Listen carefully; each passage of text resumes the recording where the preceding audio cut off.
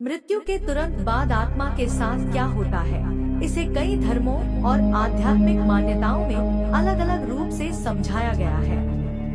भारतीय सनातन धर्म के अनुसार यह यात्रा जटिल और रहस्यमय मानी जाती है। एक देह का त्याग। जब व्यक्ति की मृत्यु होती है तब शरीर के पंच महाभूत पृथ्वी, जल, अग्नि, वायु और आकाश अलग अलग हो जाते हैं। यह प्रक्रिया देह का त्याग कहलाती है, जहां शरीर नश्वर होता है लेकिन आत्मा अमर मानी जाती है। दो प्राण और सूक्ष्म शरीर का निकलना। मृत्यु के बाद आत्मा सूक्ष्म शरीर, मन, बुद्धि और अहंकार के साथ देह को छोड़ देती है। इस दौरान प्राण वायु भी शरीर से निकल जाती है। यह यात्रा प्रारंभ होती है, जिसे सूक्ष्म लोक की यात्रा कहा जाता है। 3 यमदूतों या देवदूतों का आगमन। धार्मिक ग्रंथों में बताया गया है कि मृत्यु के बाद पाप और पुण्य के आधार पर आत्मा को लेने के लिए यमदूत या देवदूत आते हैं। यदि आत्मा पुण्य कर्मों से जुड़ी है तो देवदूत उसे स्वर्ग ले जाते हैं, और यदि पाप कर्मों में लिप्त है तो यमदूत उसे यमलोक ले जाते हैं। 3 दिनों की अनिश्चितता। गरुड़ पुराण के अनुसार मृत्यु के 3 दिन बाद तक आत्मा अपने पुराने घर और प्रियजनों के पास रहती है। इस दौरान आत्मा की एक विशेष स्थिति होती है, जहां उसे यह समझने में समय लगता है कि उसने देह त्याग दिया है। 5 84 लाख योनियों में यात्रा। कर्म और इच्छाओं के आधार पर आत्मा पुनर्जन्म के चक्र में प्रवेश करती है। वेदों में कहा गया है कि आत्मा 84 लाख योनियों के चक्र में घूमती है और अगले जन्म की संभावनाओं का निर्धारण उसके पिछले जीवन के कर्मों से होता है। 6 स्वर्ग या नर्क की यात्रा। आत्मा के कर्मों के आधार पर उसे या तो स्वर्ग, पुण्य कर्म या नर्क, पाप कर्म का अनुभव मिलता है। स्वर्ग में आत्मा सुख का अनुभव करती है, जबकि नर्क में उसे कर्मों के अनुसार दुख मिलता है। 7 पुनर्जन्म। सनातन धर्म के अनुसार आत्मा अनंत चिरकाल तक भ्रमण करती है, जब तक कि वह मोक्ष प्राप्त नहीं कर लेती। मोक्ष का मतलब है जन्म मरण के चक्र से मुक्ति। जब आत्मा सभी कर्म बंधनों से मुक्त हो जाती है तो वह परमात्मा में विलीन हो जाती है और पुनर्जन्म का चक्र समाप्त हो जाता है। यह यात्रा पूरी तरह से आत्मा के कर्मों, इच्छाओं और संस्कारों पर निर्भर करती है। इसलिए जीवन में अच्छे कर्म और धार्मिकता पर बल दिया गया है, ताकि मृत्यु के बाद आत्मा की यात्रा सुखमय और शांतिमय हो।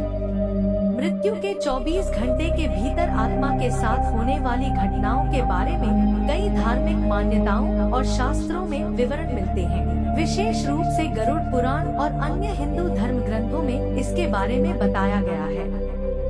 यह मान्यताएं शारीरिक और आध्यात्मिक दोनों स्तरों पर आधारित है। मृत्यु के तुरंत बाद पहले कुछ मिनट। 1 शरीर का त्याग। जब व्यक्ति की मृत्यु होती है तो उसका शरीर नश्वर रहता है, लेकिन आत्मा अमर होती है। जैसे ही शरीर का जीवन समाप्त होता है, आत्मा शरीर का त्याग कर देती है। 2 प्राण वायु का निकलना। मृत्यु के अंतिम क्षणों में प्राण वायु, जीवन ऊर्जा, शरीर से निकलती है। इस प्रक्रिया में शरीर धीरे धीरे ठंडा और कठोर होना शुरू हो जाता है, जिसे चिकित्सा विज्ञान में रिगोर मोर्टिस कहते हैं। मृत्यु के बाद के पहले 1 से 2 घंटे। 1 अवचेतनता की स्थिति। आत्मा अक्सर प्रारंभिक अवस्था में यह समझने में असमर्थ होती है कि वह शरीर से अलग हो चुकी है। कई मान्यताओं के अनुसार आत्मा को यह एहसास होता है कि उसने अपने भौतिक शरीर का त्याग कर दिया है। परिजनों के प्रति लगाव। आत्मा अपने प्रियजनों और घर के आसपास मंडराती है और अक्सर उन पर हुई घटना को देखने की कोशिश करती है। यह स्थिति विशेष रूप से पहले कुछ घंटों के भीतर देखी जाती है, जब आत्मा अपने अस्तित्व की स्थिति को लेकर भ्रमित होती है। मृत्यु के बाद के 3 से 6 घंटे। 1 यमदूतों का आगमन। हिंदू धर्म ग्रंथों के अनुसार मृत्यु के बाद आत्मा के कर्मों के अनुसार यमदूत या देवदूत आते हैं। यदि आत्मा पुण्य कर्मों से युक्त है तो उसे स्वर्ग में ले जाया जाता है। यदि आत्मा पाप कर्मों से बंधी होती है तो यमदूत उसे अपने साथ ले जाने की प्रक्रिया में जुटते हैं। 2 परलोक का मार्ग। गरुड़ पुराण के अनुसार आत्मा को मृत्यु के बाद अपने कर्मों के आधार पर स्वर्ग, नरक या पुनर्जन्म के मार्ग पर भेजा जाता है। इस दौरान आत्मा को पिछले जीवन की घटनाएं और अपने कर्म याद आने लगते हैं। मृत्यु के 6 से 24 घंटे के बीच एक घर और प्रियजनों के पास रहना। ऐसा माना जाता है कि आत्मा अगले कुछ घंटों में अपने घर, परिवार और प्रियजनों के इर्द गिर्द रहती है। यह अवधि आमतौर पर आत्मा के भावनात्मक जुड़ाव को दर्शाती है और वह अपने प्रियजनों के प्रति लगाव के कारण उनके पास रहना चाहती है। 2 कर्मों का मूल्यांकन। इस समय में आत्मा अपने पिछले जीवन के कर्मों का अनुभव करने लगती है। यह वह समय होता है जब आत्मा के अच्छे और बुरे कर्मों का मूल्यांकन शुरू हो जाता है और आगे के मार्ग का निर्धारण किया जाता है। 3 संसार से विदाई की तैयारी। मृत्यु के लगभग 24 घंटे के बाद आत्मा धीरे धीरे अपने प्रियजनों और इस संसार से विदा लेने लगती है।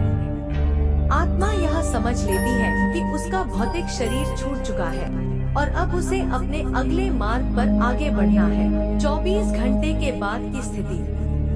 मृत्यु के 24 घंटे बीतने के बाद आत्मा धीरे धीरे अगले लोक की यात्रा शुरू करती है। इस यात्रा में आत्मा का अपने कर्मों के अनुसार मार्ग तय होता है, जो या तो स्वर्ग, नरक या पुनर्जन्म की ओर ले जाता है। इसलिए हिंदू धर्म में मृत्यु के बाद के पहले 24 घंटों को आत्मा की यात्रा और उसके मानसिक व शारीरिक जुड़ाव के हिसाब से महत्वपूर्ण माना गया है।